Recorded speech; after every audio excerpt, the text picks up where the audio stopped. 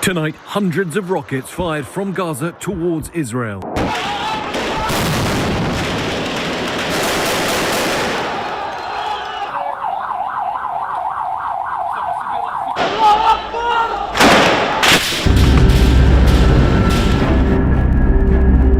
Dua bangsa berdiri bersama-sama di atas tanah yang sama, namun memiliki sejarah yang berbeda.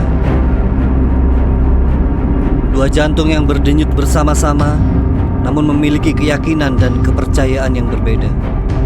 Tanah ini pun terbakar konflik dan kepedihan, mengalirkan darah, mengalirkan air mata. Satu tanah, namun memiliki dua impian, menciptakan tragedi yang berkepanjangan. Dalam keheningan ini, kami sangatlah merindukan suara rindu akan kedamaian antara Israel dan Palestina.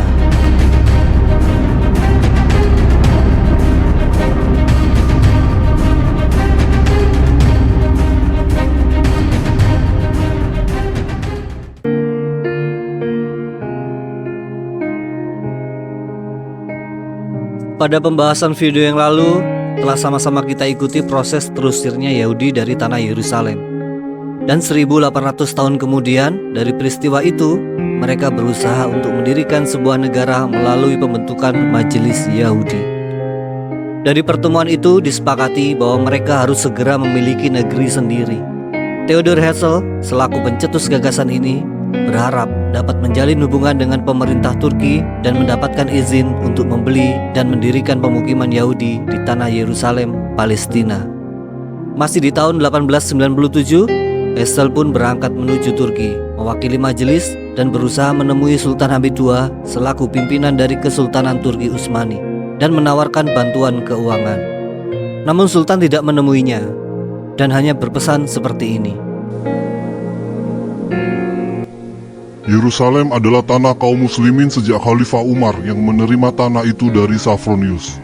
Dan aku tidak ingin malu dan menanggung beban sejarah dengan menjual tanah suci yang telah diamanahkan dan mengkhianati amanah dan kepercayaan umat. Yahudi, simpan saja harta mereka, sebab Utsmani tidak akan bersembunyi di balik istana-istana yang dibuat dari uang musuh-musuh Islam. Yahudi tidak menyerah begitu saja. Pada tahun 1901, Theodor Herzl melakukan pertemuan dengan Sultan untuk yang kedua kalinya di Yildiz Palace, Istanbul. Kali ini Sultan Hamid II bersedia untuk bertemu dengan Herzl. Dalam pertemuan tersebut, Herzl memaparkan gagasannya tentang pendirian negara Yahudi dan mengajukan permintaan dukungan kepada Sultan dengan memberikan penawaran yang sangat fantastis pada waktu itu demi memuluskan rencananya. Namun beliau menasihati Herzl dengan berkata seperti ini. Jangan meneruskan proyek itu. Aku tidak bisa memberikan tanah itu. Tanah itu bukan milikku. Tanah itu milik umat muslim yang telah berjihad dan menyiraminya dengan darah mereka. Yahudi, simpan saja uang mereka. Jika Khalifah Islam dimusnahkan pada suatu hari, maka mereka boleh mengambil tanah Palestina tanpa membayar harganya. Akan tetapi, selama aku masih hidup, aku lebih rela menusukkan pedang ke tubuhku daripada tanah itu dikhianati dan dipisahkan dari khilafah Islam. Kami tidak akan memisahkan tubuh kami selagi kami masih hidup. Bagaimana menurut kalian? Itu adalah sebuah jawaban yang sangat tegas dan merupakan penolakan yang keras. Mendapat jawaban itu, Herzl dan teman-temannya langsung keder dan tidak pernah datang lagi ke Istanbul. Namun mereka tidak menyerah. Mereka pun mendekati musuh dari Ottoman Turki, yaitu Inggris. Oleh Inggris, mereka pun mendapatkan tawaran tempat, yaitu di Uganda. Kira-kira kalau menurut Brosis, mau nggak mereka? Yap, jawabanmu betul bro. Mereka tidak mau, katanya panas di situ. Wow. Pada tanggal 3 Juli 1904, Pak Theodor Herzl meninggal dunia dan belum sempat melihat negaranya berhasil didirikan. Pada tahun 1914, pecahlah Perang Dunia Pertama. Perang Dunia Pertama pecah sebagai hasil dari serangkaian peristiwa dan ketegangan politik, militer, dan ekonomi yang melibatkan sejumlah besar negara di seluruh dunia. Kekaisaran Turki Utsmaniyah juga ikut terlibat dalam Perang Dunia Pertama dan berada pada pihak blok sentral yang terdiri dari Jerman, Austria-Hongaria, dan Italia. Yang nantinya pada tahun 1918 pihak blok sentral berada pada posisi pihak yang kalah perang. Setahun sebelum berakhirnya perang itu, pada tahun 1917, Lord Rothschild, keluarga Yahudi Jerman dan merupakan bangsawan kaya Inggris, menulis surat permohonan kepada pemerintah Inggris yang lalu direspon positif oleh Menteri Luar Negeri Inggris yang pada saat itu dijabat oleh Lord Arthur Balfour. Pada tanggal 2 November 1917, Balfour mengeluarkan surat yang menyatakan bahwa pemerintah Inggris memperbolehkan masyarakat Yahudi untuk berimigrasi ke Palestina, tetapi dengan syarat tidak melakukan hal-hal yang dapat merugikan hak-hak penduduk non-Yahudi di sana. Surat ini pun akhirnya dikenal dengan Deklarasi Balfour. Dan benar saja, pada tahun 1918, Perang Dunia Pertama usai dengan kekalahan blok sentral. Wilayah Turki dibagi menjadi dua antara Inggris dan Perancis, sementara Palestina berada pada jatahnya Inggris. Dari tahun inilah mulai berdatangan para Yahudi masuk ke dalam daerah Palestina. Di sini jelas ya bro, bahwa ibunya bangsa Israel adalah Inggris, yang telah melahirkan banyak sekali orang-orang Yahudi masuk ke Palestina. Setelah Perang Dunia Kedua usai, kemudian hal mencengangkan terjadi pada tahun 1947. Negara Amerika melalui PBB mengusulkan rencana pembagian Palestina menjadi dua negara terpisah, yaitu satu untuk orang-orang Yahudi dan satu untuk orang-orang Arab, dengan tujuan agar Israel dan Palestina nggak ribut terus. Meskipun rencana tersebut disetujui oleh pihak Yahudi, pihak Arab menolaknya. Saudaraku, bagaimana menurut kalian tentang usulan tersebut? Bener nggak? Masuk akal tidak? Adil tidak dengan cara itu? Tulis di kolom komentar ya. Kalau menurut saya ya nggak adil. Lah dari awal ini kan tanahnya Palestina, tanahnya orang Islam. Selepas dari pemerintahan Turki, harusnya Palestina juga mendapatkan kemerdekaan seperti Mesir, Yordania, dan negara-negara Arab lainnya. Yang datang itu orang Yahudi. Lah kenapa kok tiba-tiba dikasih kemerdekaan untuk mendirikan suatu negara di atas negara orang lain? Tulis di kolom komentar pendapat kalian ya. Itu Hitler saja komen, masa kalian enggak? Kemudian disusul deklarasi negara Israel yang terjadi pada tanggal 14 Mei 1948. Deklarasi ini adalah pernyataan kemerdekaan yang dikeluarkan oleh para pemimpin gerakan Zionis di Palestina yang dipimpin oleh David Ben-Gurion. Deklarasi ini menandai pembentukan negara Israel sebagai sebuah entitas politik yang merdeka. Dalam deklarasi tersebut, David Ben-Gurion yang kemudian menjadi Perdana Menteri pertama Israel menyatakan pendirian negara Israel dan mengumumkan pembentukan pemerintahan sementara. Deklarasi tersebut diucapkan di Tel Aviv dan disiarkan ke seluruh dunia. Deklarasi negara Israel secara singkat menyatakan hak-hak sejarah bangsa Yahudi atas tanah Israel dan menyerukan kepada semua negara untuk mengakui negara baru yang telah didirikan tersebut. Deklarasi juga menyinggung upaya untuk mencapai perdamaian dengan penduduk Arab di negara tersebut.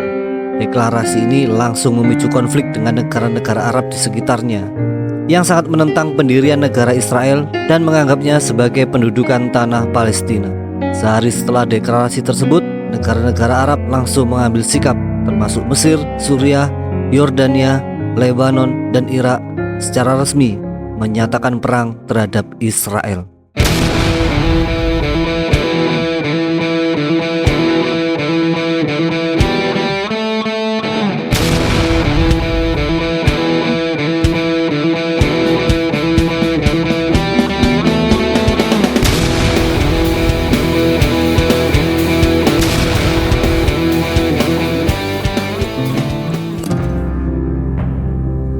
Perang Arab-Israel terjadi karena negara Arab ingin menggagalkan pendirian negara Israel di atas Palestina. Pasukan perang negara-negara Arab pun langsung masuk wilayah Palestina dan berhadapan dengan pasukan Israel. Sebenarnya perang ini adalah perang yang tidak imbang. Pasukan Arab secara numerik lebih unggul daripada Israel. Namun Israel mendapat dukungan dari negara Amerika, sementara pasukan Arab mendapat dukungan dari Uni Soviet. Perang pun terjadi secara ajaib. Pasukan Arab malah yang kalah dari pasukan Israel. Banyak wilayah-wilayah yang dahulunya merupakan wilayah Palestina malah dapat diduduki oleh Israel. Hal ini mengakibatkan gelombang pengungsian besar-besaran warga Palestina menuju tempat-tempat aman seperti Yordania, Syria, dan Lebanon. Kesaktian Israel pun masih berlanjut. Semenanjung Sinai yang sebelumnya masuk wilayah Mesir dapat juga direbut oleh Israel. Kemudian dilakukanlah gencatan senjata pada tahun 1949. Pasukan Arab yang kalah malah membuat peta geografis berubah. Peta wilayah Palestina pun semakin sempit dan Mesir kehilangan semenanjung Sinai. Gencatan senjata tersebut menandai berakhirnya fase militer perang Arab dan Israel. Namun, status konflik Israel-Arab belum sepenuhnya diselesaikan, dan beberapa konflik pun berlanjut di tahun-tahun berikutnya, termasuk Perang 6 Hari pada tahun 1967.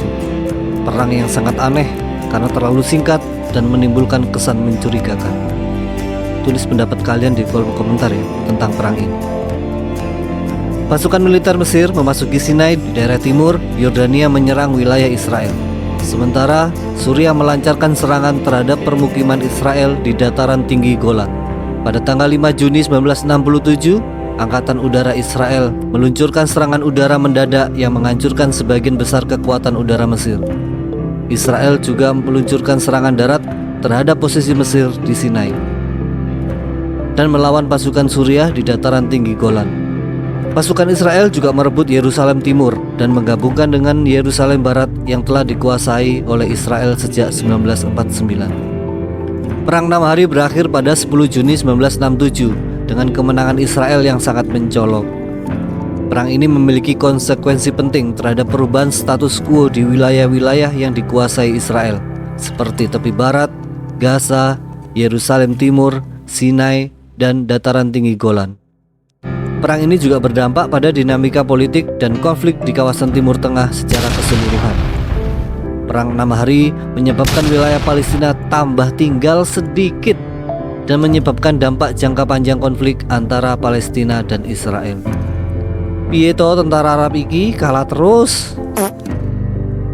Pada tahun 1973, konflik Israel-Arab berlanjut dan dikenal dengan Perang Yom Kippur.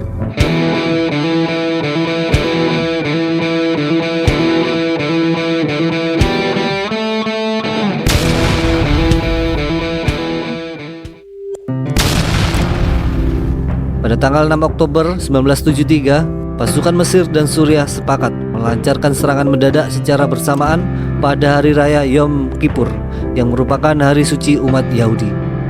Serangan ini dimaksudkan untuk merebut kembali wilayah yang hilang dalam Perang 6 Hari pada tahun 67. Namun Israel dengan cepat merespon dan melancarkan serangan balasan. Sekali lagi keajaiban terjadi. Israel malah menang dan dilakukan gencatan senjata pada akhir Oktober 1973. Gencatan senjata tersebut menghentikan pertempuran dan memulai proses perdamaian antara Israel dan negara-negara Arab yang melibatkan perundingan diplomatik. Pada tanggal 26 Maret 1979 terjadi perjanjian Camp David antara Israel dan Mesir yang menyatakan Israel mengembalikan semenanjung Sinai dan Mesir harus mengakui keberadaan negara Israel. Dengan perjanjian itu, Presiden Mesir Anwar Sadat pun tersenyum karena Sinai telah kembali dalam wilayah Mesir. Namun membuat tangis Palestina karena Palestina pun secara resmi tidak memiliki wilayah. Dengan pengakuan Mesir ini tentang kemerdekaan Israel membuat Presiden Mesir Anwar Sadat menjadi orang yang paling dibenci oleh orang-orang pro-Palestina. Dia pun menjadi sasaran empuk dalam pelampiasan ketidakpuasan atas keputusan ini. Pada tanggal 6 Oktober 1981, insiden terjadi selama peringatan Perang Yom Kippur tahun ke-8 di Kairo.